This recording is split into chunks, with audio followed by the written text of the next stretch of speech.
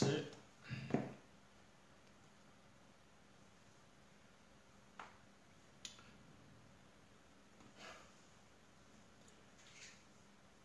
Salutations, salutations, salutations à tous ceux qui se connectent.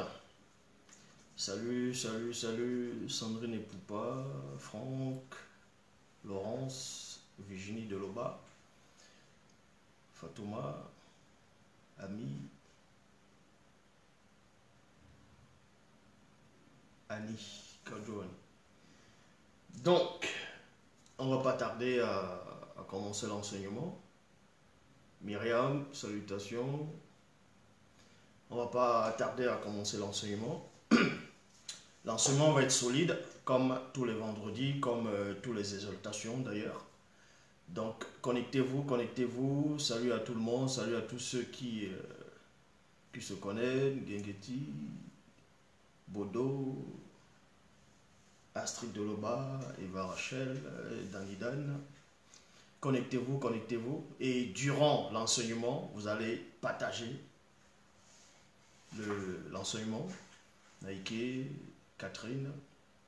Vous allez partager l'enseignement et envoyer beaucoup de cœurs. Mouitou, Anani Wassé, Victoire, Nicolas, Philo. Donc, soyez attentifs à ce que nous allons dire tout à l'heure.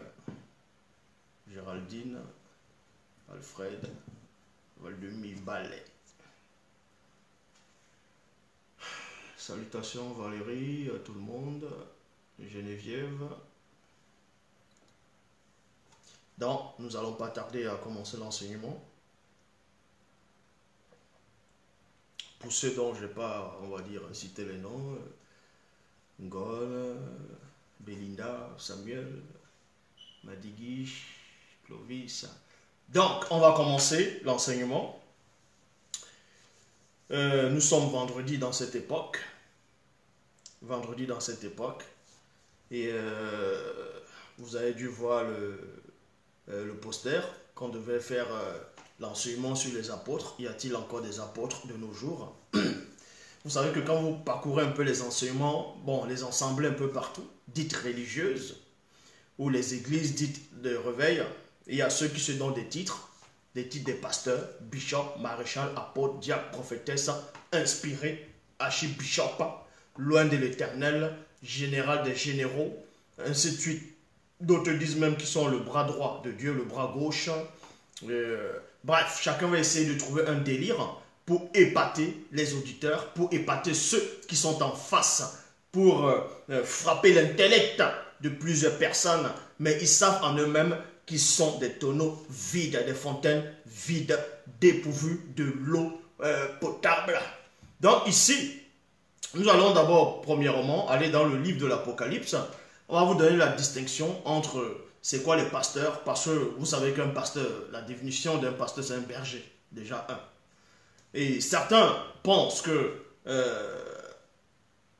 quand on dit pasteur, et quand on dit prophète, certains disent aussi qu'il y a une différence entre pasteur, prophète, apôtre, archibishop, ainsi de suite. C'est pour ça que vous allez voir, comme je dis, certains vont se donner des titres en pensant qu'en se donnant des titres, ils sont plus forts et plus élevés spirituellement.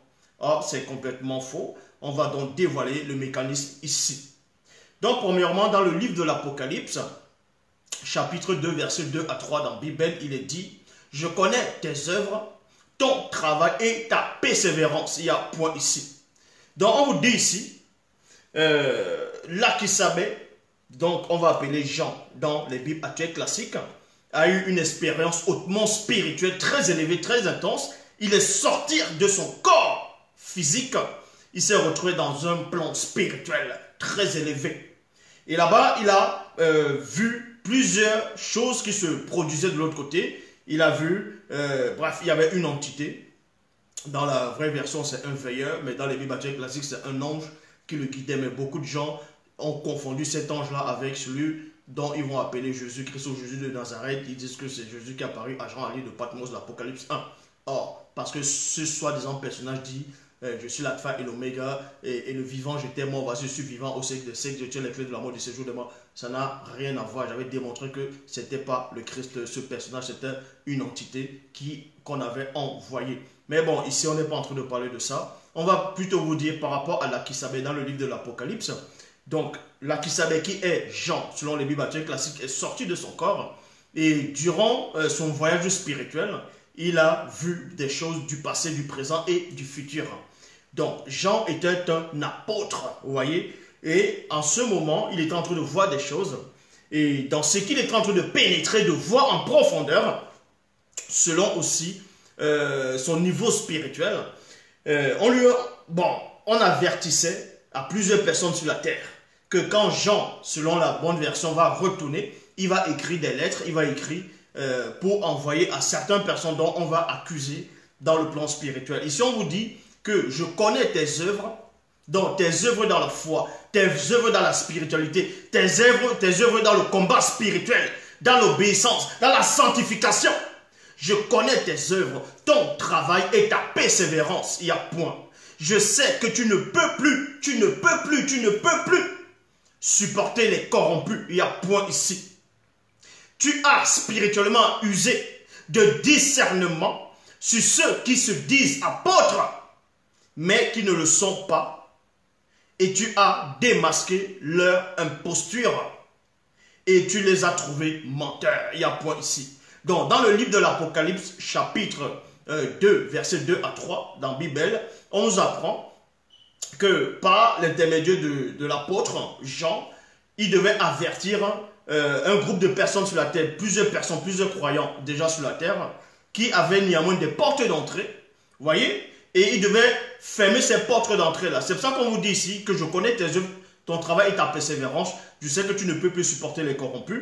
Et c'est qui les corrompus? C'est ceux qui se disent pasteurs, c'est ceux qui se disent évangéliques, c'est ceux qui se disent envoyés de Dieu, hommes de Dieu. Bref, tous les titres qu'ils vont donner. Donc, on dénonce premièrement dans Apocalypse chapitre 2 qu'il y a un groupe de personnes qui prennent des titres d'apôtres, qui pensent être des apôtres, et ils vont séduire les gens, ils vont trafiquer la parole qui est déjà trafiquée pour venir induire des gens faibles, mentalement, psychologiquement, spirituellement faibles. On va les introduire dans l'erreur. Et d'autres gens vont dire qu'ils sont apôtres, qu'ils sont allés de l'autre côté, ils ont vu Dieu, ils se sont assis sur les cuisses de Dieu. Et d'autres vont venir raconter des hérésies, des barnivernes. Donc vous voyez. Donc parce qu'ils ne connaissent même pas déjà c'est quoi un apôtre. Quelle est la fonction d'un apôtre? C'est quoi véritablement un apôtre? Qu'est-ce qui veut dire apôtre? Quel est le niveau spirituel d'un apôtre? Même selon les Bibles actuelles classiques, on va vous le dévoiler. Et beaucoup de personnes sont victimes des fausses traductions. Ils sont victimes de leur propre ignorance. Vous voyez? Quand ils vont lire dans le livre de Corinthiens, chapitre 12, au verset 28, je vais lire dans Bible Parole de Vie, dans 1 Corinthiens, chapitre 12, verset 28, il est dit, dans l'église, virgule, Dieu a placé au premier rang les apôtres, et il y a virgule. Et c'est là où vous allez voir des gens qui n'ont pas de substance spirituelle, ils vont vous dire, vous voyez, dans l'église, les plus puissants, c'est les apôtres. Les plus puissants, c'est les apôtres dans l'église. Mais on fait allusion à quelle église? J'avais déjà fait cette vidéo, une vidéo déjà par rapport aux apôtres. Déjà, ça fait des années, cette vidéo existe toujours sur YouTube. J'avais expliqué bel et bien que arriver au niveau des apôtres, c'est le niveau très élevé, très intense de la spiritualité. Vous voyez? Mais des gens confondent, quand ils lisent les Écritures, ils ne comprennent pas les Écritures. Ils vont vous dire ici que, parce que dans 1 Corinthiens chapitre 12, verset 28, il est dit que Dieu a placé premièrement dans l'église les apôtres et secondement les prophètes. C'est pour ça que cet état, ces mongols, ces assoiffés, ces menteurs, quand ils vont faire leur assemblée, ils vont faire leur église, les bâtiments, ils vont se dire non. 1 Corinthiens chapitre 12, verset 28 dit que ceux qui sont forts spirituellement, dont les plus grands, c'est d'abord les apôtres. Donc ils vont se donner le titre d'apôtre et ils vont choisir d'autres personnes qui vont dire toi tu es prophète parce que selon les compréhensions, un apôtre est plus puissant qu'un prophète. Et aussi selon les compréhensions, un apôtre est plus puissant qu'un pasteur. Ils ne savent même pas c'est quoi la définition d'un pasteur. Un pasteur c'est un berger. Et vous savez que le vrai Christ était un pasteur. Vous voyez aussi ça dans les Bibles classiques dans Jean 10. Donc il est le bon pasteur. Est-ce que parce qu'il était pasteur, Donc, les apôtres l'ont surpassé en tant que lui pasteur. Non, on va vous donner l'explication des Écritures. Donc, je dis ici, dans 1 Corinthiens chapitre 12, au verset 28, dans la Bible Parole de vie, il dit, dans l'église, virgule, mais quelle église on fait allusion? On fait allusion à quelle église? Est-ce l'église depuis la création du monde, c'est-à-dire le corps de l'homme, du premier homme dont vous appelez Adam, ou bien le corps, c'est-à-dire l'église qui est le Christ? C'est ça le point d'interrogation et c'est ce que les gens n'arrivent pas à concevoir. C'est ce que les gens n'arrivent pas à pénétrer. Or, dans l'église, Dieu a placé au premier rang, les apôtres, virgule, au second rang, les prophètes, au troisième rang, ceux qui enseignent, donc les docteurs, ceux qui enseignent. Ensuite, il y a ceux qui font des fonctions extraordinaires, puis ceux qui ont le don de guérir, ceux qui ont le don de guérir, il y a point ici, il y a ceux qui aident les autres et ceux qui dirigent. Enfin, virgule, il y a ceux qui ont le don de parler en langue inconnue. Langue ici, c'est avec S. Donc, on va un peu résumer ce passage dans 1 Corinthiens chapitre 12, verset 28. Pour ceux qui sont encore dans l'ignorance, pour ceux qui sont encore c'est-à-dire dans la pénombre spirituelle, qui sont liés dans les chaînes de l'alliance occulte, qui ne comprennent pas les Écritures, qui ne sont pas assis dans les Écritures. Dans 1 Corinthiens chapitre 12, verset 28, fait allusion à quelle église, premièrement? À quel style d'apôtre qu'on va placer premièrement dans l'église? Un apôtre, c'est quoi? Premièrement, un apôtre, c'est un ministre. Un apôtre, c'est un ministre. Vous voyez, c'est comme on va dire, il y a le président. Dans une république, on va dire, il y a un président. Le président, maintenant, va choisir ses collaborateurs les plus proches. C'est ce qu'on va nommer ministre. Et c'est ce qu'on va aussi appeler dans la spiritualité sous le nom d'apôtre. Est-ce que vous comprenez? Et maintenant, parmi les ministres, il y a le ministre de la communication. Écoutez attentivement. Il y a le ministre de la communication. Et le ministre de la... C'est-à-dire, il est d'abord ministre. Et ensuite, il y a le ministre, c'est-à-dire, il devient ministre de la communication. Et la communication, c'est quoi? Tu vas vers le peuple, tu te mets à parler au peuple, tu dis au peuple ce qui arrive. Et c'est ça aussi la fonction d'un prophète. Donc, on va vous expliquer que vous pouvez être un prophète et en même temps apôtre et en même temps pasteur et en même temps docteur. Donc, quand on dit ici, dans 1 Corinthiens chapitre 12, verset 28, que Dieu a placé premièrement, dans l'église les apôtres, mais il faut savoir quel apôtre on fait allusion. Est-ce les apôtres de ce que vous appelez Nouveau Testament? Est-ce les apôtres que ceux-là se donnent des titres maintenant en disant que les apôtres sont plus puissants que les prophètes? Non, ici, parce que dans le livre des Hébreux, il est dit dans Hébreux chapitre 3 au verset 1, dans Nouvelle Bible second, il est dit, aussi frères saints qui avaient part à un appel céleste, considérez Christ,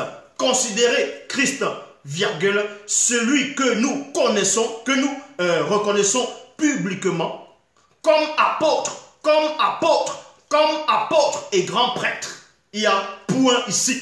Donc, on nous apprend que le Christ lui-même était un apôtre. Voyez, le Christ lui-même était un apôtre. Donc, il est logique qu'on dise que Dieu place premièrement dans l'église, c'est-à-dire au premier rang, un apôtre. Parce qu'on ne va pas d'abord mettre un pasteur en premier ou bien autre titre en premier. On met d'abord un apôtre parce que le Christ est le ministre. Voyez, on l'envoie en tant que ministre. Et il avait plusieurs fonctions, il avait plusieurs facettes. Quand il vient dans le visible, quand il se débrouille. Donc il a la fonction d'un serviteur. Il a la fonction d'un ministre, c'est-à-dire d'un apôtre. Il a la fonction d'un berger, donc un pasteur. Il a la fonction d'un docteur, c'est-à-dire en même temps enseignant. Il a la fonction aussi d'un prophète, c'est-à-dire un torpédamoudi. Et comment donc on peut expliquer dans 1 Corinthiens chapitre 12, verset 28, que Dieu place premièrement dans l'église les apôtres. C'est-à-dire, on vous montrait, c'était une représentation symbolique. C'est-à-dire, c'était l'ordre établi. On vous expliquait comment ça se passe de l'autre côté. Parce que le roi est là. Et le roi a ce qu'on appelle, vous voyez, comme un président, le président a ses ministres. Et le roi maintenant a ce qu'on appelle, on va dire, on peut dire c'est notable. Et les notables maintenant, ce sont des ministres. Ce sont des apôtres. Ils ont la fonction des apôtres. C'est ça, premièrement. C'est en cela, quand on dit que Dieu établit d'abord dans l'église, premièrement les apôtres, mais il est logique. Mais quelle église? Ce n'est pas l'église sur la terre. Est-ce que vous comprenez? Ce n'est pas l'église de la terre, ce n'est pas l'église des bâtiments, ce n'est pas une église du corps, ce n'est pas la foi que vous avez, ce n'est pas dans le catholicisme, ce n'est pas dans le christianisme, ce n'est pas dans, bref, dans toute forme et sorte de religion ou de spiritualité. Ici, on explique l'ordre dans le grand ordre des choses, dans le spirituel, comment ça se place, un gouvernement, une loyauté, comment ça se produit. Donc, premièrement, on vous dit ici, que dans l'église, dans 1 Corinthiens, je vais relire, dans 1 Corinthiens chapitre 12, verset 28, que dans l'église, Dieu, on prononce d'abord, on dit Dieu, bon là c'est selon les Bibles actuelles classiques, on dit Dieu a placé au premier rang. Mais c'est logique, puisque Dieu va maintenant représenter ici, dans les Bibles actuelles classiques, le roi. Vous voyez, Dieu va représenter la fonction du roi ici, là. Ici. Et maintenant, c'est sujet qui va mettre d'abord... Dans le premier rang, c'est ce qu'on appelle les apôtres. C'est en cela où on dit ici, au premier rang, il met d'abord les apôtres. Secondement, il met les prophètes. Donc un apôtre peut toujours avoir la fonction d'un prophète. Est-ce que vous comprenez? Parce que le Christ était apôtre, c'est écrit. Il était prophète, c'est aussi écrit. Il était berger, donc c'est-à-dire pasteur, c'est écrit. Il était docteur, il était docteur, il était serviteur en même temps, il était enseignant, il avait plusieurs fonctions. En fonction de l'endroit où tu te trouves, c'est là où tu portes un titre, c'est là où tu prends c'est-à-dire une mission. Est-ce que vous comprenez? Donc, quand le Christ, selon les Bibles actuelles classiques, dans Jean 4, il va parler à la femme samaritaine, c'est-à-dire la femme de Ndongo, il va revêtir la fonction d'un prophète, c'est-à-dire d'un torpédamundi. C'est-à-dire, il devient le prophète. Quand il parle à cette femme-là, puisque la femme dit, je vois que tu es prophète. Donc, dans la conversation, il dévoile son identité à cette femme-là, en tant que prophète, parce qu'il va en mission. Il parle à cette femme-là, en tant que prophète, alors qu'il est d'abord apôtre. Maintenant, dans Jean 3, quand il parle à celui que vous appelez Nicodème, il parle à Nicodème comme un vrai docteur, un docteur. Il parle à Nicodème comme un docteur, comme un enseignant puissant. Donc il prend une autre facette. Est-ce que vous comprenez? Et dans Jean 10, le même Christ dans les Bibles actuelles classiques prend maintenant une autre fonction. Il ne prend pas la fonction d'apôtre dans Jean 10. Il ne parle pas de lui dans Jean 10 en tant qu'apôtre ou en tant que prophète. Il parle de lui en tant que berger, en tant que pasteur. Le bon pasteur. Est-ce que vous comprenez? Donc quand on dit ici, dans 1 Corinthiens, chapitre 12, verset 28, arrêtez de faire croire aux gens que c'est dans les bâtiments que les apôtres Paul, les gens comme les Paul, les gens comme les Pierre, les gens comme les Jean, les gens comme, on va dire Jacques, ainsi de suite, Jude, étaient plus puissants que les prophètes de ce que vous pensez être ou bien dire les prophètes de l'ancienne alliance. Non, c'est pas de ça qu'il est question. Donc, 1 Corinthiens chapitre 12 au verset 28, en train de rétablir l'ordre. Comment ça se manifeste les ministères? Comment ce n'est pas de l'ordre, ce n'est pas le désordre, c'est l'ordre. Est-ce que vous comprenez? Donc, le Christ ici, selon les Bibles actuelles classiques, va prendre plusieurs fonctions.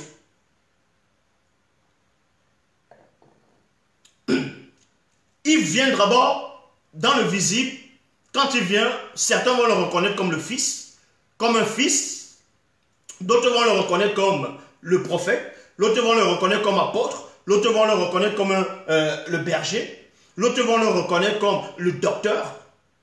Puisqu'il avait en gros, le Christ, si vous voulez comprendre, on parle de lui ici, là. On parle de lui ici. C'est lui qui est le départ de la manifestation de tous ses ministères. Je répète. Le Christ ici, dans 1 Corinthiens chapitre 12, au verset 28, c'est-à-dire, dans 1 Corinthiens chapitre 12, verset 28, fait allusion d'abord à Christ. C'est-à-dire, il doit d'abord manifester toutes les fonctions qui sont là, comme on décrit. Voilà, je répète, 12 verset, 1 Corinthiens chapitre 12, verset 28, Bible, parole de vie.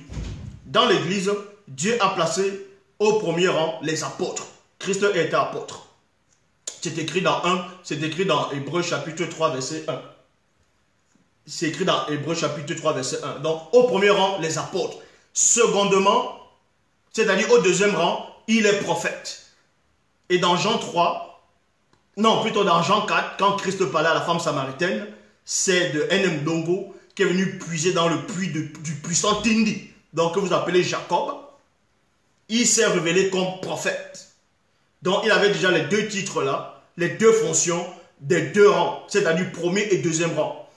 Au troisième rang, celui qui enseigne, parce qu'il il était en même temps enseignant.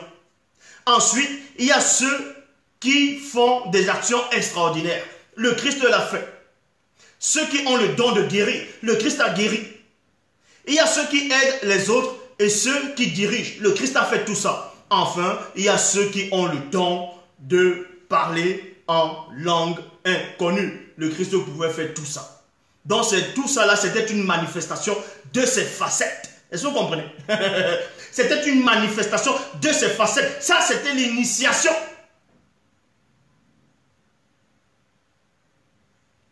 Et ensuite, dans Matthieu 11, 11, il est dit, Bible du semeur, vraiment, je vous l'assure, parmi tous les hommes qui sont nés d'une femme, il n'en a pas paru plus grand que Jean le Baptiste. Et pourtant, le plus petit dans le royaume des cieux est plus grand que lui. Ça veut dire quoi? Jean-Baptiste, celui qu'on appelle Jean-Baptiste, son vrai nom c'est Jongwane. Jean-Baptiste, dans le visible, il avait la fonction d'un quoi? Il avait la fonction d'un prophète. On le reconnaissait comme un prophète. Quoique, on a envoyé quelques lévites dans les Bibles classiques pour lui demander qui es-tu? Es-tu le prophète? Et non, es-tu un prophète? Mais es-tu le prophète? Parce qu'il y avait un prophète majeur qui devait se manifester dans le visible. Et Jean a répondu, le Baptiste, donc Jongwane, qui n'était pas ce prophète. Es-tu Élie? C'est-à-dire, ben, il dit non. Es-tu le Christ? Il dit non. Ça ne veut pas dire qu'il ne reconnaît pas que lui-même n'est pas prophète. Le Christ a bien dit que Jean était prophète et plus qu'un prophète. Ça veut dire quoi? Qu'il était prophète et plus qu'un prophète. Si, dans votre logique, 1 Corinthiens chapitre 12, verset 28 dit que dans l'église, c'est-à-dire dans l'église, les plus puissants, en premier rang, c'est les apôtres, et en deuxième, c'est les prophètes. Ça voudrait donc dire, selon votre logique, que les apôtres de Christ sont plus puissants que Jean le Baptiste. Ça, c'est pas possible. Ce n'est pas possible. Ce n'est pas possible. Est-ce que vous comprenez? Ce n'est pas possible. Quoique la fonction d'un apôtre, un apôtre est puissant, c'est-à-dire la fonction quand tu viens en tant qu'apôtre, tu es terriblement puissant. Donc c'est un niveau très élevé dans un gouvernement. Est-ce que vous comprenez? Dans un gouvernement, quand tu es ministre, dis-moi qui va dépasser un ministre. Qui dépasse un ministre dans un gouvernement quand il est dans ses fonctions? Qui dépasse un ministre? À part le président ou le premier ministre. Donc vous comprenez que même parmi les apôtres, il y a plusieurs c'est-à-dire il y a plusieurs rangs, plusieurs niveaux, plusieurs degrés dans ce qu'on appelle apôtres, c'est-à-dire parmi les apôtres. Donc ici, comme je dis dans 1 Corinthiens, dans Hébreux chapitre 3, verset 1, aussi frères saints qui n'avaient pas à l'appel céleste, considérez Christ, celui que nous reconnaissons publiquement comme apôtre et grand prêtre. Vous voyez, un grand prêtre, c'est quoi? C'est un souverain sacrificateur. Donc, il était souverain sacrificateur, il était en même temps apôtre. Est-ce que vous comprenez? Il est de même que Aaron. Aaron était un sacrificateur. Aaron était même un grand prêtre. Or, Christ, lui, avait la fonction du grand prêtre et en même temps apôtre, ministre. Celui qu'on va appeler Moïse, donc dans les Bibles classiques, Boussi. Vous allez le reconnaître uniquement en tant que prophète. Mais en même temps, c'était un ministre. C'était le représentant de Dieu sur la terre, selon les Bibles actuelles classiques. Donc il était aussi c'était un ministre, on va dire un apôtre. Donc vous ne pouvez pas comparer les apôtres qui ont été manifestés dans le Nouveau Testament, dans ce que vous appelez le Nouveau Testament, et les prophètes de l'Ancienne Alliance. Donc ici, on vous apprend que parmi tous ceux qui sont nés de femmes sur la terre, il n'en a pas paru plus grand que Jean le Baptiste. Il n'en a pas paru. Donc comment se fait-il après qu'on vous dit que Paul va écrire que dans l'église, c'est d'abord les apôtres qui sont plus puissants, alors qu'on reconnaît que Jean-Baptiste était prophète. Or, on vous apprend bien avant que Jean-Baptiste, personne ne pouvait être plus grand que lui, parmi tous ceux qui sont nés de femmes, y compris Melchisedec. Personne ne pouvait être plus grand que lui.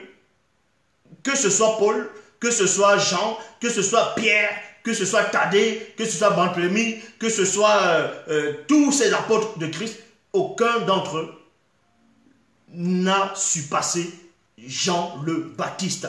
Parce que le Christ le dit ici, parmi tous ceux qui sont nés de femmes, personne n'est plus grand que Jean le Baptiste.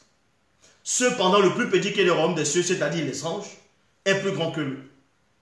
Et tous les anges, ce sont des ministres. Est-ce que vous comprenez?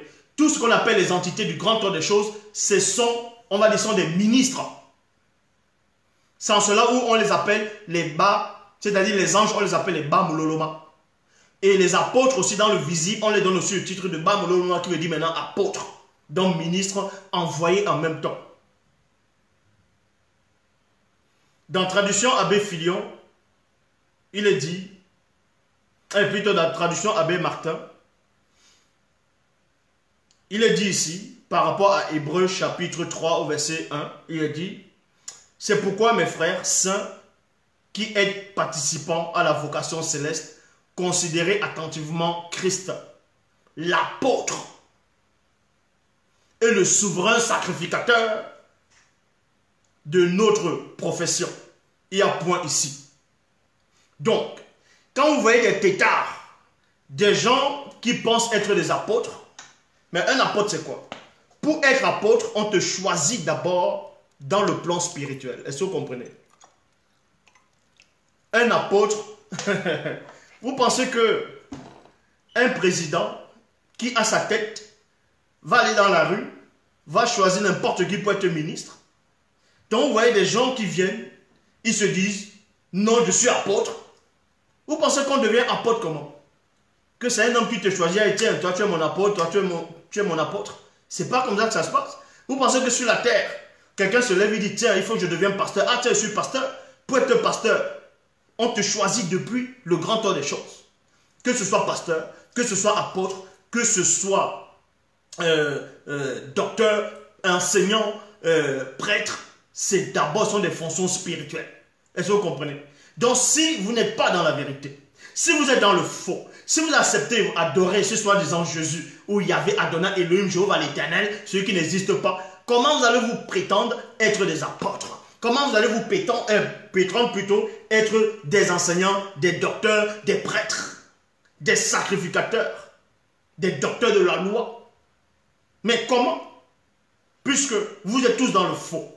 Donc tous ces gens qui portent le titre des apôtres, le titre de pasteur, révérend, bishop, enseignant, loin de l'éternel, général ou général des généraux, ou peu importe les titres qu'ils vont donner, ce sont des menteurs.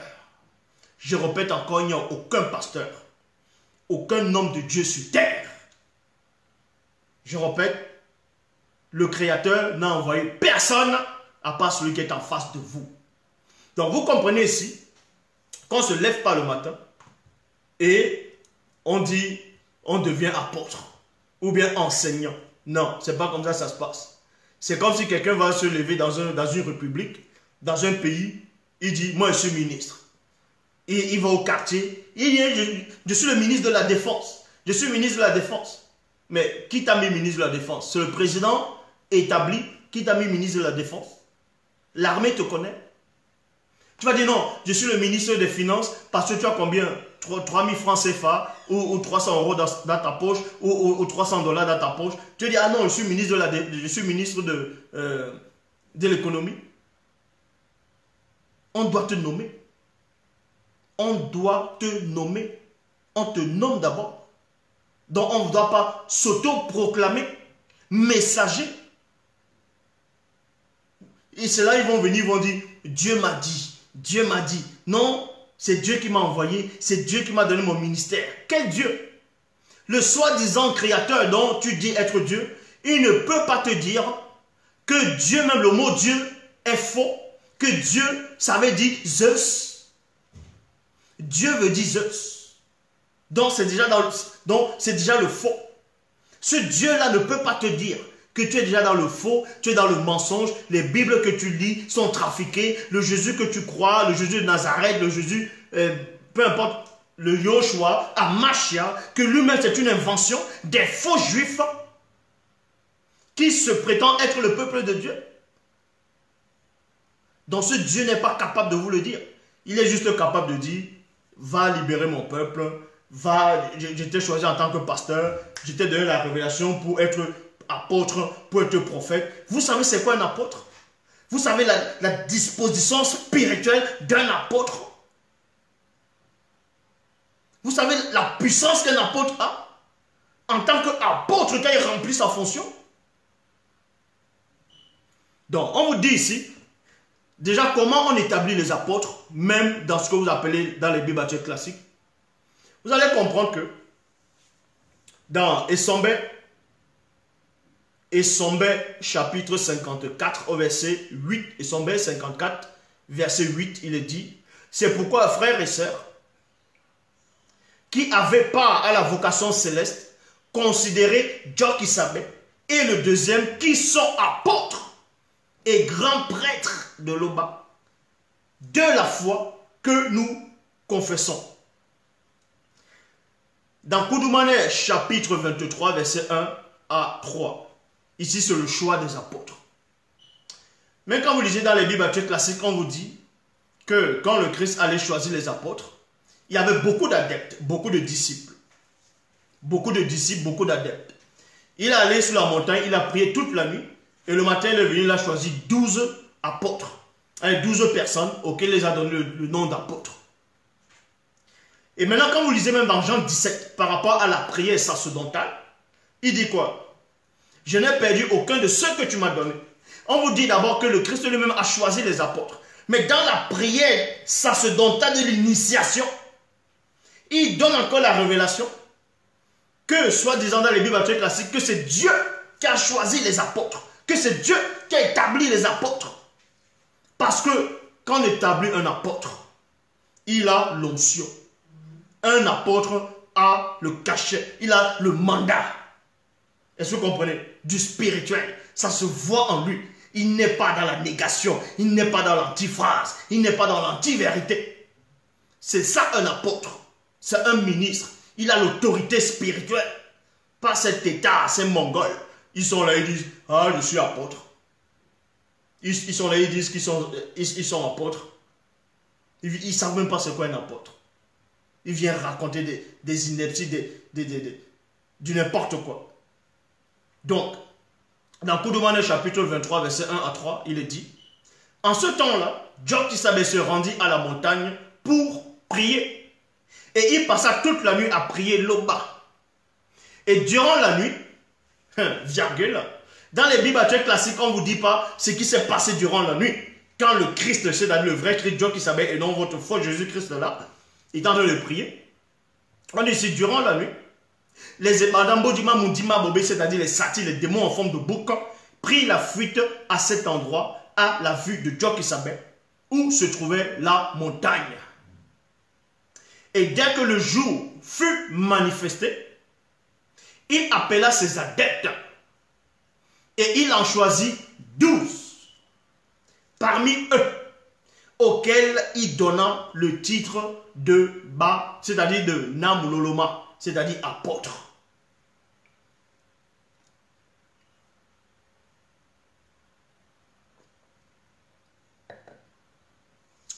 Donc, vous comprenez ici qu'on choisit d'abord les apôtres. On va choisir un groupe de personnes parmi les disciples pour les nommer. C'est comme un président, il va choisir ses ministres. Un président, oui. Un président d'abord choisit ses ministres. C'était comme ça à une époque. Maintenant, dans certains pays, ce n'est même pas le président qui choisit, c'est le premier ministre. Mais toujours est-il que le président nomme quand même un ministre. Donc, et quand il va les nommer, on les donne maintenant le titre de ministre. Mais en les donnant le titre de ministre, ils sont néanmoins ministres mineurs. Parce qu'il y a apôtres mineurs et apôtres majeurs. Est-ce que vous comprenez? Donc, on va les nommer. Ici, là, on les nomme en tant que ministres. Mais on devait toujours les initier. Vous voyez, ça se passe dans le secret. Quand on a nommé les apôtres ici, on leur a donné le titre d'apôtre, la fonction d'apôtre. Mais ils ne pouvaient pas encore exercer le pouvoir des apôtres. Ils devaient passer par une autre forme d'initiation en tant qu'apôtres. Ce qu'on les enseignait maintenant était différent de ce qu'on les enseignait quand ils étaient encore des simples disciples. Est-ce que vous comprenez? Donc, on vous dit ici, et dès que le jour fut manifesté, il appela ses adeptes et il en choisit 12. Parmi eux, auxquels il donna le titre de Namololoma, c'est-à-dire apôtre. Maintenant, qu'est-ce qui s'est passé durant ce jour-là? Qu'est-ce qui s'est passé pendant cette période-là? Pourquoi il a nommé 12 apôtres? Pourquoi il a nommé 12? Parce que les gens vont dire que le Christ a nommé 12 en fonction des 12 tribus d'Israël. Or, j'ai toujours démontré qu'il n'y avait pas 12 tribus. Il y avait 13 tribus. Puisque Tindi, celui que vous appelez Jacob, Yekuba, Yaakov, dans les Bibles actuelles classiques, n'avait pas 12 enfants. Il en avait 13. Oui, puisqu'il y avait Dina. Il y avait sa fille, Moubakwedi. Donc, dans le livre des prophètes, chapitre 4, verset 1 à 4, on vous dit ici, à la période où Jokisabe se rendit à la montagne pour prier là-bas, toute la nuit, virgule, et que le jour fut manifesté, il appela ses adeptes, virgule, et il en choisit 12. Parmi eux, auxquels il donna le titre de Namololoma, c'est-à-dire apôtre, point. Mais, pendant,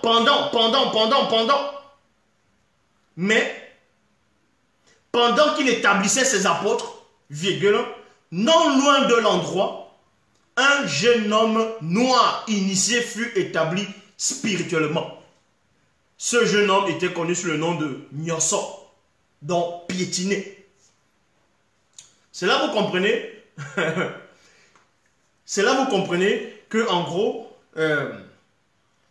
ce jour-là, Koudoumane n'avait pas choisi que 12 apôtres. Il n'avait pas établi que 12. Il avait établi 13. Nyoso était le 13e apôtre. Est-ce que vous comprenez? Pourquoi il a fait cela? Pourquoi on établit un autre spirituellement hors de la présence des autres? C'est pour que vous ne puissiez pas entrer dans la révélation. C'est pour montrer la distinction entre les faux enseignants et les vrais enseignants.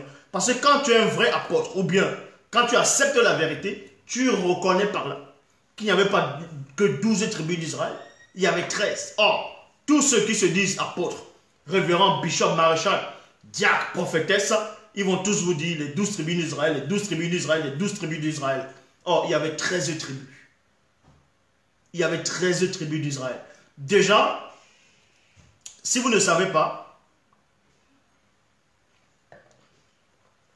pourquoi on fait allusion à 12 tribus? Pourquoi on fait allusion à 12 tribus? Pourquoi beaucoup de gens ont accepté la notion de 12 tribus d'Israël? Parce qu'ils ont juste triché, ils ont copié l'histoire d'un des fils de Sango. Oui, d'un des fils de Sango. D'un des fils de Sango. Celui qu'on appelle Ismaël, donc Senga. Il avait 12 tribus. Donc il fallait à tout prix que les faux juifs viennent copier, viennent trafiquer l'histoire. Donc vous comprenez ici qu'en choisissant le 13e en cachette, c'est pour fermer la révélation. Pour que les gens qui se prétendent être des enseignants, des pseudo-enseignants, des pseudo-pasteurs ou révérends, bishops, apôtres, ne puissent pas voir, ne puissent pas entrer dans la révélation. Donc, puissent être là en disant, vous voyez, ils disent qu'ils sont apôtres, ils disent qu'ils sont des ministres. Ils n'arrivent pas à savoir qu'il y avait 13 tribus. Ils n'arrivent pas à savoir que Jacob avait 13 enfants. Et que même sa fille, Dina, avait eu des enfants. Et oui, je le dis, elle avait eu des enfants. Même dans un livre apocryphe, on dit ça. Donc, il avait 13 tribus. 13. Et c'est là que vous comprenez ici. Et c'est même pour ça que quand le Christ choisit 12 apôtres, vous voyez, il choisit 12 apôtres. Écoutez attentivement, vous allez comprendre quelque chose. Il choisit 12 apôtres. Et lui, il est parmi les apôtres. Quand on compte les gens, on voit 13 personnes. Est-ce que vous comprenez? Christ avec les 12 apôtres, quand il y a 12 personnes qui marchent avec lui, on voit 12 personnes. Et lui, ça faisait la 13e personne. Donc, pour vous montrer qu'il y a toujours 13 tribus. Il y a toujours 13 tribus. Donc, dans Pierre, dans Dale, chapitre 1, verset 144, Dale, chapitre 1, verset 144, il est dit, afin que vous vous souveniez des choses annoncées d'avance par les saints prophètes, virgule, et du commandement de Jochebed, enseigné par par vos apôtres. Vous comprenez par là que quand on a établi les apôtres, ils étaient des apôtres mineurs. Parce qu'il y a ce qu'on appelle les prophètes majeurs et les prophètes mineurs. Ça veut dire quoi? Ça ne veut pas dire que ce sont les prophètes, ça ne veut pas dire que ces prophètes sont des enfants. Non. C'est comme dans, on va prendre l'exemple dans un gouvernement, il y a le président, il y a les ministres. Tous les ministres, certes, ils sont ministres, mais tous les ministres n'ont pas la même force de frappe. Le ministre de la Défense, dans un pays, n'est pas comme le ministre de l'Éducation nationale. Vous voyez la force de frappe? Donc, il y a tel ministre qui aura un plus grand budget que l'autre. Parce que tu as peut-être un budget de, on va dire, 200 millions, peut-être d'euros, ou bien, on va dire, 300 milliards de francs CFA. Et l'autre ministre a un budget de, on va dire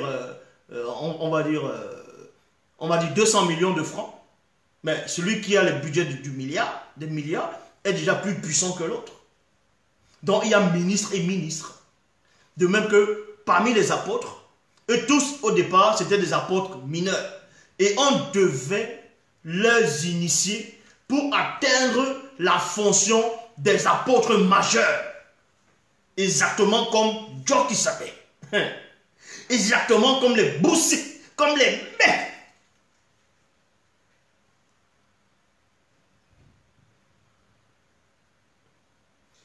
En quel moment ils vont passer de la fonction d'apôtre mineur et apôtre majeur? On voit cela dans Koudoumane chapitre 60, versets 48 à 52. Vous pouvez aussi voir ça dans Actes des apôtres, dans le livre des Actes des apôtres. On vous dit ici, il arriva quelques jours après, virgule, les apôtres étaient tous rassemblés au même lieu. Tout à coup, il vint du ciel visible un bruit, comme celui d'un souffle violent, qui remplit toute la maison où ils étaient assis. Il y a un point ici. Il vit alors apparaître sous forme de phrases et de mots pareils à des flammes de feu. Elles se séparèrent et elles se posèrent une à une sur chacun d'eux. Il y a point ici. Aussitôt, ils furent tous remplis du Saint-Esprit, c'est-à-dire du Mundi Musangi, et commençaient à parler dans différentes langues d'hommes. Chacun s'exprimait comme le Mundi lui avait donné de faire. Il y a point ici. C'est en ce moment qu'ils ont reçu ce qu'on appelle le baptême de l'esprit, qui sont devenus des apôtres majeurs. Puisque avant ça, ces apôtres, la plupart, ils avaient tous des comportements bizarres. Ils n'arrivaient même pas à chasser le démon, alors que aucune personne sur cette terre n'est baptisée du baptême de l'esprit. Comme on voit cela ici. Ils ne connaissent même pas ce qu'est être baptisé de l'esprit. Ils ne connaissent même pas l'esprit. Ils sont là, ils vont dire le Saint-Esprit de Dieu. Ah, votre Dieu qui habite dans le ciel, qui est contenu quelque part, votre Yahvé. Et pourtant dans le livre de Samuel, on vous dit que le mauvais esprit de l'Éternel est allé tourmenter le roi Saül. Donc vous comprenez? Par là, les apôtres passent de l'étape de mineur à majeur. Et c'est là où ils font des choses extraordinaires. Vous les voyez, ils disent qu'ils ressuscitent les gens, ils font la complicité, ils disent non, tu vas te coucher, tu vas faire comme si tu es mort, on prend des gens à gauche, à droite, on dit tiens, on va faire des faux miracles. Ce n'est même pas des faux miracles, ils vont mentir les gens. Et il y a tous des Mongols qui sont là, ils acceptent tout et du n'importe quoi, parce qu'ils sont assoiffés de la spiritualité, mais dans le désordre. Vous allez voir, ils se disent apôtres, ils disent qu'ils ressuscitent un mort. Quelqu'un, on l'a déjà maquillé, il se réveille, il ouvre les yeux comme ça. On dit non, il saute. Il dit, wow, le miracle, l'homme de Dieu a fait des miracles, l'apôtre a fait des miracles, le révérend a fait des miracles. Quel miracle? Quel miracle? Vous êtes qui pour prétendre ressusciter un mort? Satan lui-même ne peut pas ressusciter un mort. Tu crois que toi, qui adore un faux Dieu, tu peux ressusciter un mort? Non mais, arrêtez un peu de délirer. Vous allez voir dans les fausses églises, le dimanche, les hommes, les femmes vont se habiller, les femmes vont se maquiller et dire tiens, je m'en vais à l'église. Et à l'église, on dit le pasteur arrive, il va chasser les démons. Vous voyez comment ils vont jouer dans la tromperie, ils vont jouer dans la conscience, c'est-à-dire une forme de conscience collective. Voilà ce qu'ils vont faire. Ils vont mettre les petites musiques, là, vous voyez, quelqu'un va chanter sur le piano, la musique, tant il chante, une musique douce de ce faux Jésus-là, déjà, les sensations le prennent déjà. Et il y a des gens derrière, on sélectionne déjà des gens qui vont venir faire le mensonge, qui vont venir faire un spectacle. Il va parler, après il va dire Alléluia.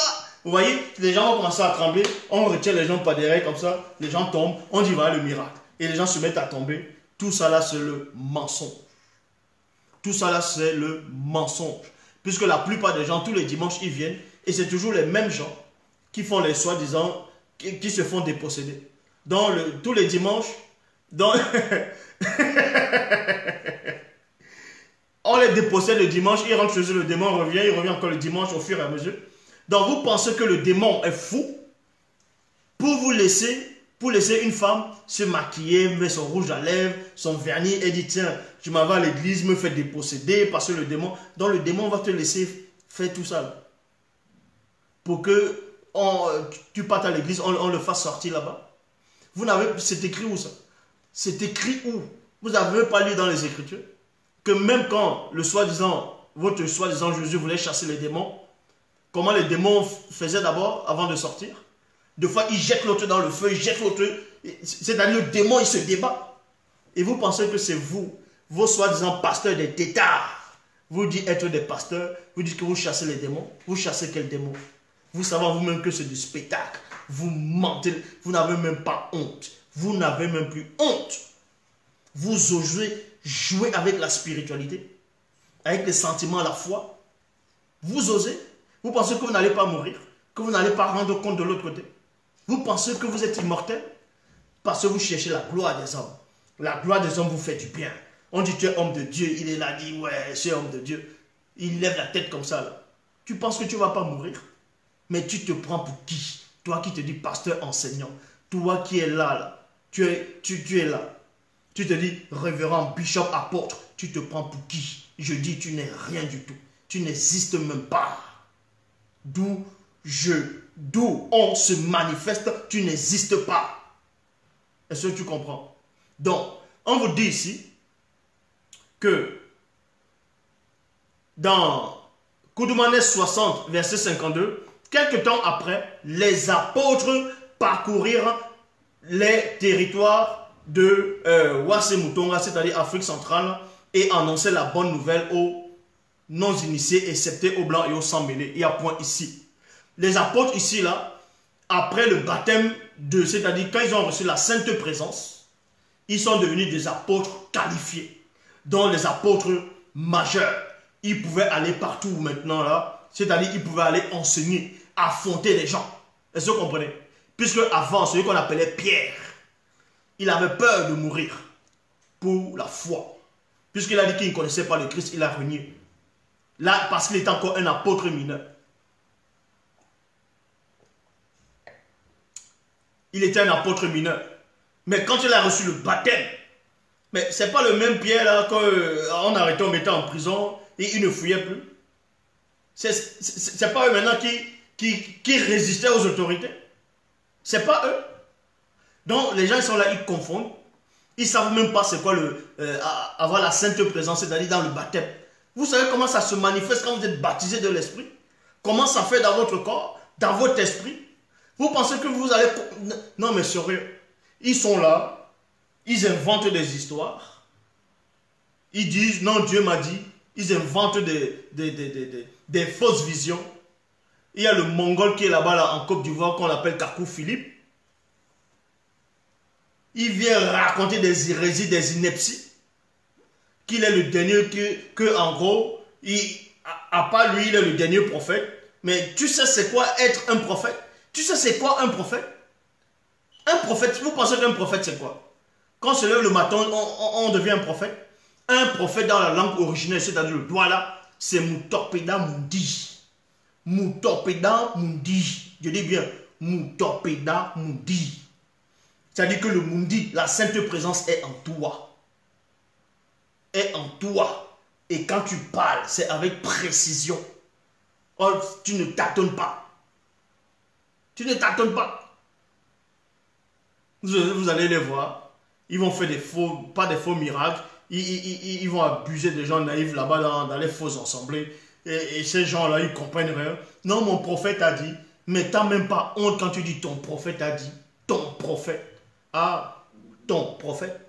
Donc Jésus, ton soi-disant Jésus n'est pas ton prophète dans l'église, c'est lui ton prophète. Non, le prophète a dit, il ne faut plus faire ça. Mais qui l'a nommé prophète? Vous savez c'est quoi un prophète? Ils sont là avec la gorge, ils sont là comme s'ils mangent, ils sont tout maigres, ils ont les gros ventres. Vous savez c'est quoi un prophète? Vous connaissez l'aura d'un prophète? La puissance d'un prophète? D'un apôtre? D'un vrai pasteur? Ils sont là, ils minimisent ce qu'on dit pasteur. Vous savez c'est quoi un pasteur? Vous pensez que les pasteurs c'est quoi? Ceux qui vont dans les églises, ils ouvrent la Bible, ils se mettent à dire, ah, Dieu a dit, oh, ils se mettent à bénir les gens. Ça c'est ça les pasteurs? C'est ça un pasteur? Il dit non, mon pasteur dans l'église. C'est quel pasteur ça? Vous savez c'est quoi un pasteur? Un pasteur c'est un berger. Est-ce que vous comprenez? Et pour être un berger, en tant que berger. Un pasteur, c'est un berger. C'est un guide. C'est un protecteur. C'est quelqu'un qui se met à la brèche.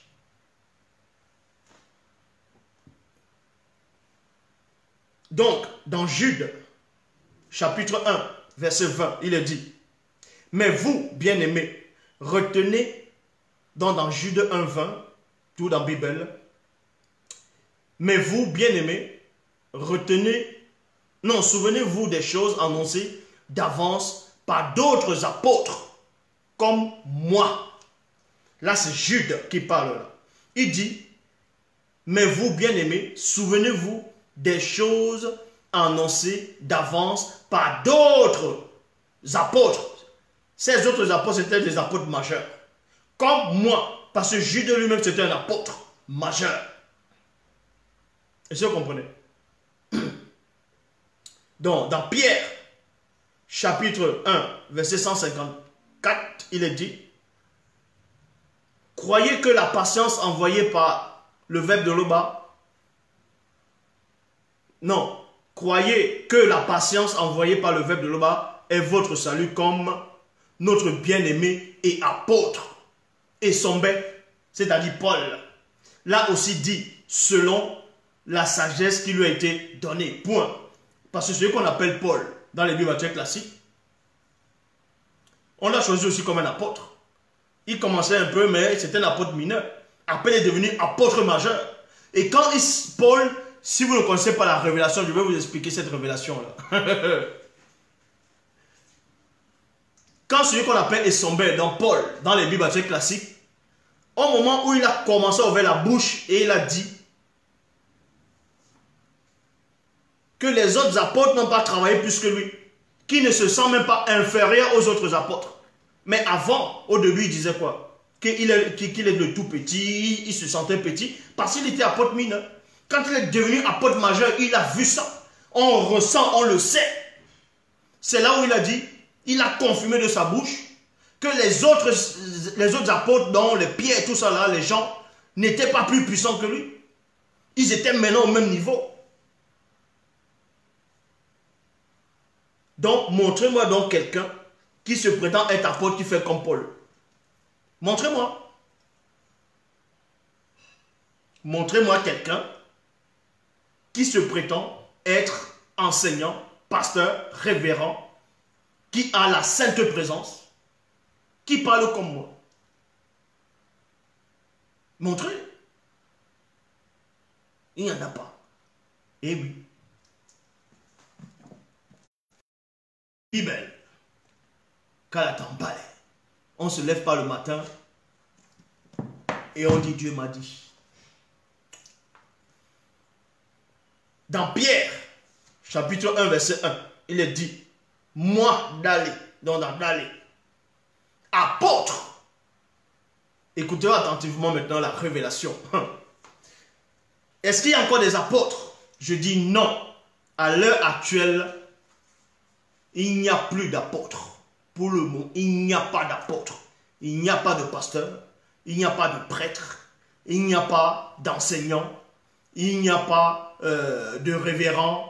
Il n'y a pas de... Bref, tous les titres que vous donnez là, c'est des faux titres. Il n'y a personne à part celui qui est en face de vous. Celui qui est en face de vous est l'apôtre, c'est-à-dire est le ministre majeur. Il est là, en face de vous.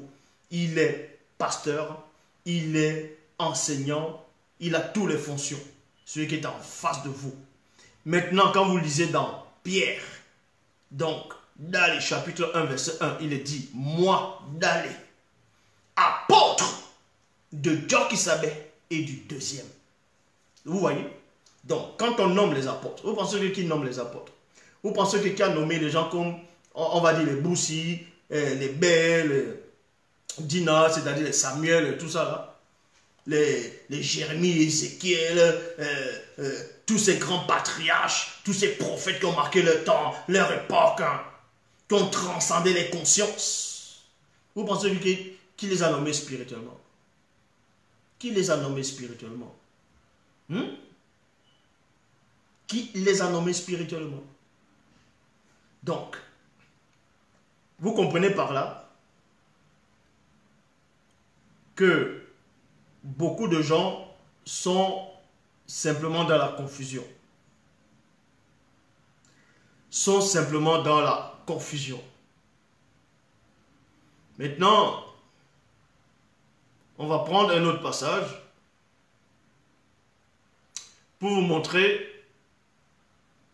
Les gens sont juste victimes des fausses traductions, de la négation, de l'anti-vérité, du mensonge. Voilà Bible. Comme je dis, il n'y a plus d'apôtres. Il n'y a pas de pasteur. Quand on veut dire qu'il y a un dernier prophète, il n'y a pas de dernier prophète. Tous ces gens qui vous racontent des choses ce sont des menteurs. Est-ce que vous comprenez? Tous ces gens qui vous racontent des choses sont tout simplement des menteurs. C'est le mensonge.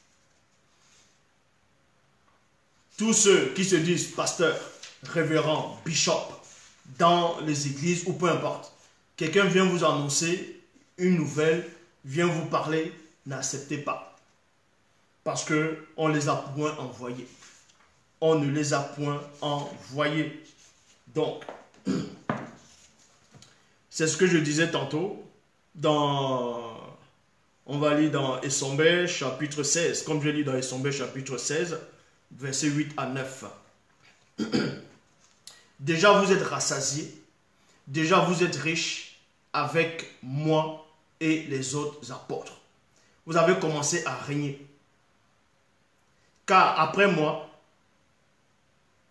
voilà, je vais relire dans Essombe chapitre 16. Parce que Satan ne voulait pas que je lise ce passage-là. Satan, vous avez vu un moment comme ça, il a voulu. Quand vous voyez dans Essombe chapitre 16, verset 8 à 9, il est dit, déjà, vous êtes rassasiés. Déjà, vous êtes riches avec moi et les autres apôtres, c'est-à-dire majeurs. Vous avez commencé à régner et à point. Car après moi, dont Essombe parle, car après moi, et ainsi que les autres choisis par Dieu qui savait, à son temps jadis, virgule, et quelques-uns qui ont été désignés par le Mundi en notre temps-ci, virgule. Je m'arrête dans la virgule d'abord. Celui qu'on appelle Paul dans les Bibles classiques, il dit que après lui, écoutez attentivement, celui qu'on appelle Paul, il dit après lui. Il dit après lui, il n'y a plus de prophète, excepté ce que Dieu qui savait a établi à son époque visible. Et à l'époque de Sombé où il parle, il y a d'autres aussi qui ont été établis après lui. Toujours pas le Mundi. Mais qu'après ces gens-là, il n'y aura plus d'apôtres. Est-ce que vous comprenez? Et Sombé dit qu'il n'y aura plus d'apôtres. Je relis. Déjà, vous êtes rassasiés. Déjà, vous êtes riches avec moi. Et les autres apôtres. Il y a virgule. Vous avez commencé à régner et à point. Car après moi, et ainsi que les autres choisis par Dieu qui savait, à son temps, c'est-à-dire parler des Dalé, des Lakisabé, ainsi de suite. Et quelques-uns qui ont été désignés par le Mundi en notre temps-ci, virgule, il n'y aura plus d'apôtres après nous, virgule. Il dit ici, il n'y aura plus d'apôtres après nous. Ça veut dire quoi ici? Quand il dit il n'y aura plus d'apôtres après nous, ça veut dire il n'y aura plus de prophètes, il n'y aura plus d'enseignants, il n'y aura plus de pasteurs, ainsi de suite. Il n'y aura plus de docteurs. Parce qu'on vous dit quoi? La révélation, on met d'abord un apôtre. Écoutez attentivement, on met d'abord un apôtre en premier dans l'église. C'est ce qu'on va appeler, on va dire, un ministre, le premier ministre. Et maintenant, c'est le premier ministre qui doit choisir les autres ministres. Vous voyez? C'est ce qu'on appelle le chef du gouvernement. Donc, le ministre en chef, dont l'apôtre d'abord, en fonction en chef, doit choisir les autres ministres. Tant que il n'y a pas le ministre, c'est-à-dire le premier ministre, ben, normalement, il n'y a pas de gouvernement. On doit choisir un premier ministre pour refaire son gouvernement. En gros, vous comprenez ici que il n'y aura plus d'apôtres après nous, virgule, excepté ceux connu que le deuxième voudra nommer. Est-ce que vous comprenez? Excepté ce connu, le deuxième voudra nommer parce qu'il a le pouvoir et le droit de réhabiliter la fonction d'apôtre à son temps. Point. Et d'aller dans la révélation, dans Pierre, chapitre 1, verset 1, moi, d'aller, virgule, apôtre de John Kisabé et du deuxième. Donc, vous comprenez par là que si ce n'est pas John Kisabé, c'est le deuxième qui établit. Et les deux établissent en même temps. Ça veut dire quoi? Donc, vous pensez que je suis fou quand tout le temps, depuis, je dis il n'y a pas d'apôtre, il n'y a pas d'enseignant, je suis le seul enseignant. Vous pensez que je suis fou pour dire ça? C'est moi qui décide d'établir un pasteur, un apôtre, un prophète ou peu importe. C'est moi qui décide. Pas le mundi, bien entendu. Donc quand je dis il n'y a plus d'apôtre, il n'y a plus d'apôtre. Il n'y a pas de pasteur, il n'y a pas de pasteur. Donc tout ce qu'ils font dans les religions, les églises là, tout ça c'est la mascarade. Je dis bien, ce sont des idolâtres. Quand vous lisez dans ce qu'on vous appelle l'Ancien Testament, dans ce qu'on disait l'Ancien Testament, on parlait du peuple d'Israël dans l'Ancien Testament. On disait le peuple d'Israël, on parlait des Philistins, des Amoriens, des Jébusiens, des Gigasiens, des Éphésiens, bon, des Amolicites, tout ça, là, ces noms-là. Et on disait que le peuple d'Israël, selon les Bibles classiques, était le peuple de Dieu. Et que les autres, eux, ils adoraient les faux dieux. Si vous voulez comprendre, c'est la même époque ici. Là. La même époque, c'est quoi? C'est que le seul enseignant, le seul prophète, le seul apôtre, le seul pasteur, le seul berger, le seul enseignant est en face de vous. C'est la bergerie ici. Donc, vous là, qui croyez en Loba, que Loba m'a véritablement envoyé dans cette époque qui est le passé, néanmoins qui est votre présent, vous êtes tous dans la grâce.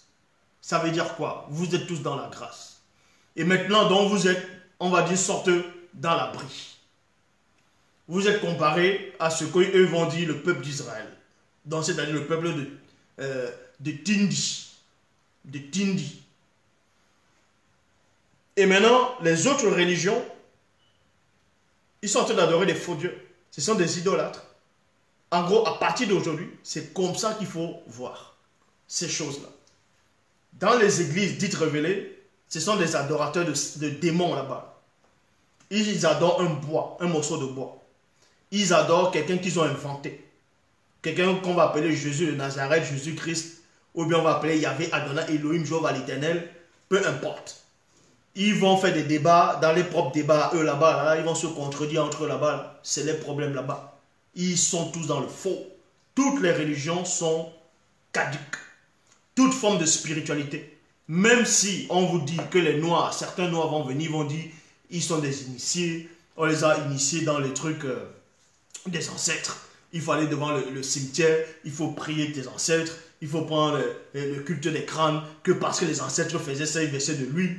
Tout ça, c'est des idolâtres, c'est de la sorcellerie. Je le dis ici. Donc, toute forme de spiritualité qui ne vient pas de celui qui est en face de vous, toute forme de soi-disant vérité, toute forme d'histoire, toute forme de, on va dire, de révélation qui ne vient pas de celui qui est en face de vous, considérez ça comme faux. Est-ce que vous comprenez? Considérez ça comme faux. Exactement comme ils ont écrit dans les propres Bibles que Moïse parlait au peuple d'Israël, que le peuple d'Israël ne devait pas se mélanger avec les autres nations parce qu'ils sont en train d'adorer les faux dieux et ils adorent les dieux des montagnes, ils adorent les dieux des forêts, ils font le mal. C'est la même chose. Vous vivez cette période-là. Tout ce qu'on appelle les chrétiens, les croyants, peu importe, il y a tout le monde dans le monde, ils adorent des choses inventées. des choses inventées que les yeux sont en train de voir, c'est-à-dire des images, des représentations, des symboles. Vous voyez, eux, ils n'ont que des symboles. S'ils n'ont pas de symboles, ce n'est pas possible. Ils ont besoin de symboles. Or, dans la spiritualité ancestrale, dans la spiritualité pure, vous n'avez pas besoin de symboles. Heureux celui qui croit sans avoir vu. Vous voyez, toute forme de religion, ils vont toujours avoir une sorte de totem. Soit c'est une cabane, soit c'est un morceau de bois, soit c'est une pierre, soit c'est un chapelet, soit c'est, on va dire, un arbre, ainsi de suite. Vous voyez? Or, ici, là, c'est pas ça. Vous avez quel symbole? C'est la vérité. C'est tout. Vous allez représenter la vérité comment? C'est par vos œuvres. C'est pas la foi. C'est comment vous vivez. C'est ça. Donc, ne vous dérangez pas. Ça a toujours été. Même au temps de Dieu qui savait, il y a toujours des gens qui adoraient des faux dieux. Il y a des gens qui adoraient des démons en pensant qu'ils sont dans le vrai. En pensant qu'ils sont dans le vrai. En pensant qu'ils sont dans le vrai. Donc, vous voyez que ils viennent raconter des barlivennes, ils viennent raconter des histoires, ils viennent raconter des choses qu'eux-mêmes ils ne maîtrisent pas. Ils vont s'inventer des paradis. Ils ne savent même pas c'est quoi un paradis. Ils disent qu'à la fin du temps, la trompette va sonner, ils vont être enlevés, que l'enlèvement est imminent, ils vont aller au paradis. Non mais sérieux. Comment tu vas aller quelque part que tu n'as jamais vu? Hein?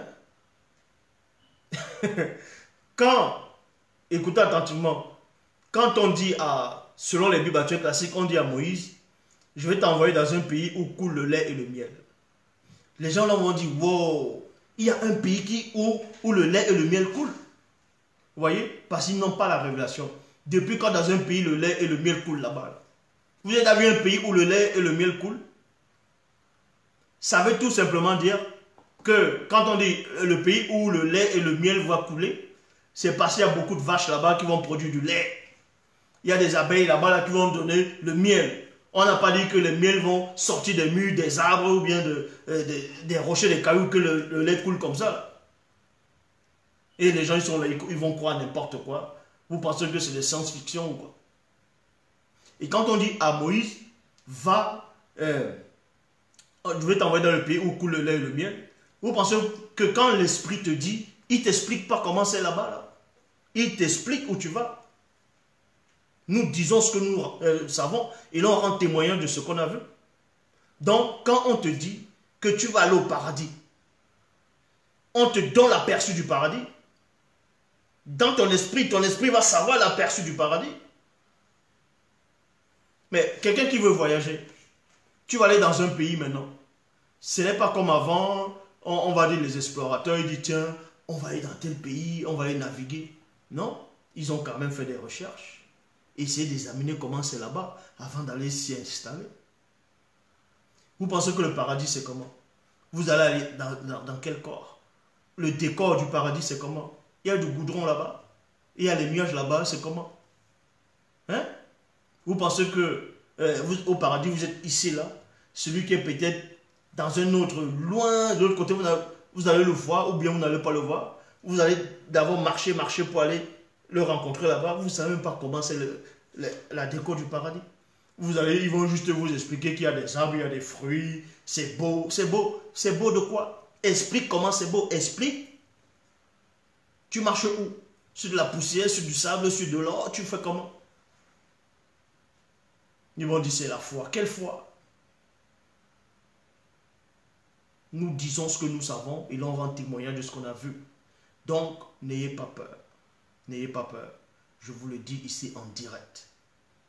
L'Oba existe. Il est hors de l'existence. Je suis le seul enseignant. Je suis dans votre époque qui est le passé, mais ici c'est votre présent. Ce n'est pas un délire. Tout ce que je dis est vrai. Tout le reste est faux. Satan sait ce qu'il fait. En tout cas, le Mdima Bobé sait ce qu'il fait. N'ayez pas peur. N'ayez même pas peur de mourir. Une fois que vous acceptez ce que je dis, vous avez foi en ça, vous appliquez à respecter la loi, n'ayez même pas peur de mourir.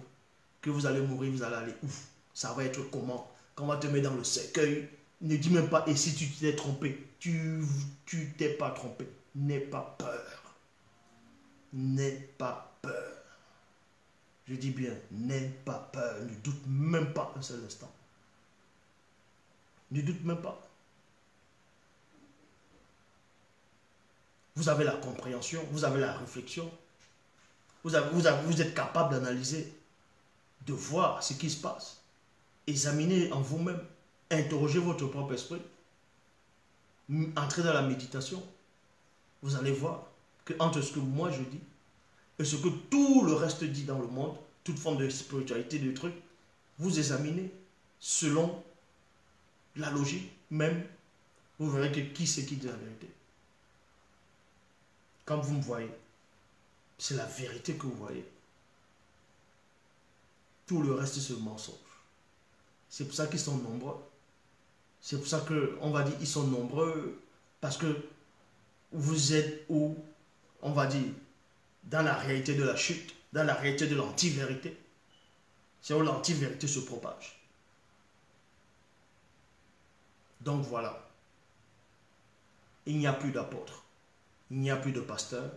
Il n'y a plus de prophètes. Il n'y a plus d'enseignants. Il n'y a plus de docteurs. À part celui qui est en face de vous. Et je suis la seule personne qui a le pouvoir de désigner et d'établir un pasteur, ou un apôtre, ou un prophète, ou un docteur. Mais quand tu établis, tu l'inities d'abord. C'est comme ça. Mais Jockey Sabé, il a fait la même chose. Il établit et ensuite il les initie. Je suis le seul à rendre quelqu'un initié. J'ai trop parlé là. L'Oba se glorifie toujours. Bon, il est quelle heure? Est-ce qu'il est tard pour... Bon. Il y a la conférence. Il y a les questions-réponses pour ceux qui vont se connecter. Vous allez vous connecter à questions-réponses.